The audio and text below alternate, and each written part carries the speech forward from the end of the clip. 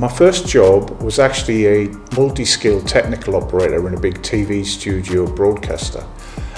So I actually managed to get a good grounding in all the technical trades, and I got proper 6 weeks intensive BBC training. So really useful stuff, but then I always wanted to get into cameras. So my first job as a camera operator was actually joining a facilities company called TX Limited.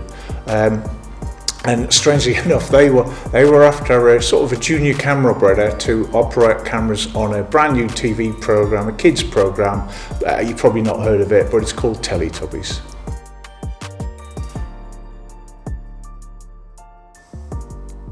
I think my favourite things to work on are really good, well-planned, well-produced documentary programs. So I was lucky enough to be involved in a series called Seen Here, which is a BBC sort of factual.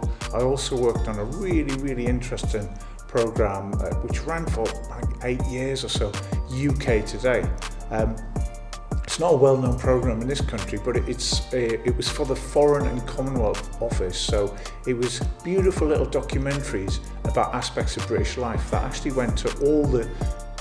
pretty much went to everywhere apart from Britain, because it was slightly on the promotional side of Britain as a country.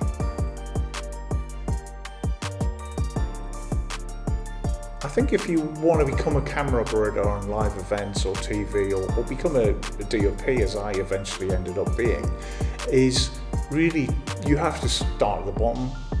No two ways about it. So my route was to be a camera assistant, eventually becoming an operator, and with a facilities company. And joining a facilities company, as a tech room type person, you learn a lot of the base level tech about camera setups, menus, all the things you really need, which gives you the grounding to then allow you to sort of take that to the next level, which is ultimately the creative tool of camera operating, lighting and cinematography.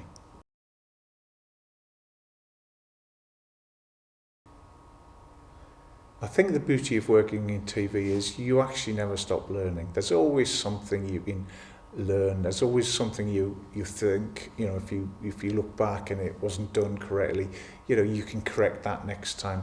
I think my boss at TX always told me to always watch your rushes back, rushes being the raw material before it's edited.